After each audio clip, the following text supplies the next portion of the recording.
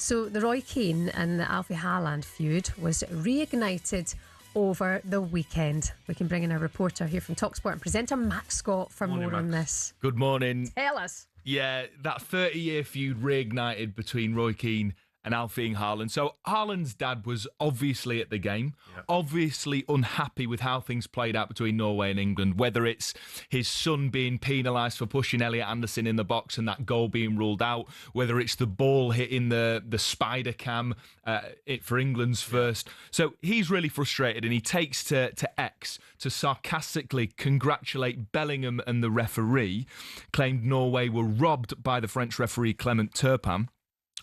In response, on his podcast, Roy Keane decides to stick the knife in even further by saying that alcohol could have impacted Alfie Haaland's judgment on proceedings because, quote, he always seems to be drinking alcohol at the matches. He added, if you're having a drink, then you're seeing the game differently. No love lost between them. A quick reminder, back in 1997... Roy Keane tore his ACL trying to tackle Haaland when he was playing for City. 4 years later, the two clashed again when Keane issued a premeditated sort of knee-high tackle on Haaland. So, yeah, absolute handbag still 30 years later, Gabs. Yeah, Roy's a bitter guy, though. Like I said before, I had him at Villa. But at least Haaland hasn't walked out of his country at a World Cup. Oh. Drop the mic. Oh. Where's my water? Wow. Well, make sure it's not alcohol. Whatever. See things a bit differently. Glass houses. Oh, I don't know. I don't know if grown men need to be behaving like that when they get an opportunity. Yeah, but I feel like he's going to be like that. Haaland's dad, he's devastated. His son's not scored or whatever, and his country's going home. There's no harm in that. And we hear that Haaland wasn't at full fitness either. Tony Cascarino, in fact, got a message at half-time saying that he's been ill. Yeah. And so obviously we see, don't we, with the parents of or the family members of footballers, they passionately defend their loved ones. But it seems that Roy Keane's just taken the opportunity. He's seen the opportunity to just dig it in. Yes. Well, they hate each other, I suppose. At least they're doing it in public and giving us something to talk about or, focus on. I mean, it's an incredible history that they've got between the pair of them. To see them now under the circumstances of Alfie's son, I know, it's the great Erling Haaland, and what he's done, and the fact that Roy stayed for the whole tournament. Calling out someone drinking at a football game. Yeah. A good old Irishman at that as well. Yeah, I'm sure he's not been not drank his whole life as well. But let's hope he stays for the whole tournament this time. Right, okay. Well, Max, that's a bit... Okay.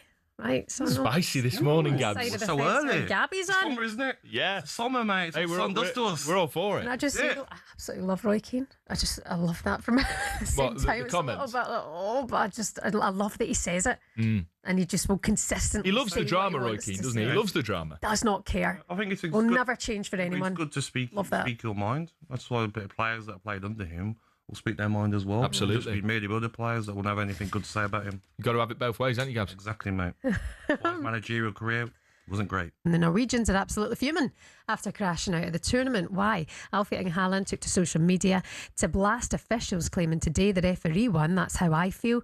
I don't usually like talking about officials after a match, but when so many key moments go against one team, it's impossible to ignore. Did it though? So moments that have caused the spur then. The ball supposedly hitting the camera wire in the build up to England's first goal. I mean, we've all seen the footage. It does hit it. Yeah. Why are we saying supposedly? It does hit it. FIFA saying it. Same for both. Yeah. Haaland's push on Anderson, disallowing the Norway goal. It was definitely a push on Anderson. It was a foul. Djed Spence claim for penalty getting overturned. So for more on this now, we can bring in former Premier League referee Chris Foy to give us his thoughts. Good morning to you, Chris. Good morning, Chris. Morning, guys. Hello. Never without controversy. What do you think about the whole ball hitting the Spidercam thing and the chat from FIFA saying it wasn't hitting the Spidercam or it didn't? Yeah, it's really interesting. I mean, I watched the game and I really enjoyed it. And to be honest with you, at no point in proceedings did I see the ball hit the wire or the Spidercam, and there was nothing that suggested it actually happened. Because when I looked at, when the goal was scored, there was very little reaction from the technical area.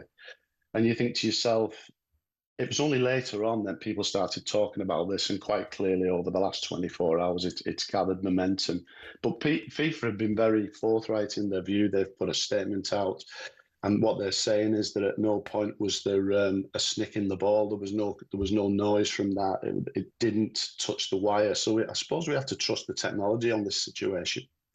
Was there any other decisions in the game that you felt were wrong? What did you think of the Anderson incident for the goal? I think it was a foul by Haaland, a push. What was your thoughts, mate? I agree with you on that one, Gabby. This was something that was introduced prior to the World Cup that Pierluigi Collina wanted introducing, and IFAB accepted it. And this is where we had, a foul that was before the ball was in play. And if you can remember, Haaland clearly pushed Elliot Anderson. He was out the game. He clearly impacted on his ability. But it happened before the ball came in, and of course we started with a corner. I think the other one that I found interesting, I think there's a 50-50 split on this, was the penalty award on Djed Spence, and it was given on field, and the referee went to the monitor. The VAR felt as though it was a clear and obvious error. I think it was Oscar Bob who fouled him. Yes. I thought that was a penalty, and I didn't see that as a clear error. People were saying that Djed Spence moved into the way of the defender. I don't know how you see it as an attacker, Gabby. I felt it was a penalty, and I just feel like they're finding too many little reasons, aren't they, mate, to not give a penalty in that instant. I feel every fan watching was devastated because it would have been pressure off for the last few minutes of the game. But I agree, mate, it was a penalty. Yeah, I mean, as I said, it was given on field, which is always a start point for penalties, and then obviously the decision was overturned, but it has caused a lot of debate, that one. I think we got a 50-50 split. So the question I asked there was that a clear and obvious error? In my opinion, I don't think it was. Chris, I've got one for you, right? In the Argentina-Switzerland game, I stayed up to watch it. I don't know if you've seen it, the second yellow for Embolo. So he got booked in the first half, and then he sort of dives in the middle of the pitch. Paredes is given a yellow card. Then the ref has been told to go back to VAR and look at it.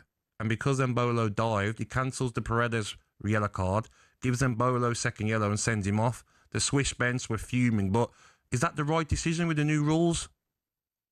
Yeah, I think there is a play on words within the new rules, but it's not the first time we've seen it in the tournament, is it? We saw it with Almiron and Tim Ream very early. If you remember, the referee cautioned Tim Ream for a foul. When the VAR looked at it, it was clear that Almiron had dived. So they took the yellow away from Tim Ream and gave it to Almiron. In this situation, Embolo, I don't think he can have any complaints about this. I mean, his first yellow card was a clear foul. He was in tears, weren't he, mate? I did feel sorry for him, mate. He was crying and probably felt he let his country down. But don't cheat, though. Don't dive, though. Don't cheat. Problem, isn't it? Yeah, I mean, I think they've got that one right, and it's something we've seen a couple of times in the tournament. And if it stops acts of simulation and cheating, then long may it continue. Absolutely. Chris, we like to keep you busy. Thanks for joining us. Top man, Chris. Thank you. Have a good Monday. And you, cheers. Former Prem referee Chris Foy with us there. Coming up, all the drama this morning has been around Jude Bellingham's post-match comments. Are journalists wrong to ask those questions straight after the game? We'll bring you more on that next.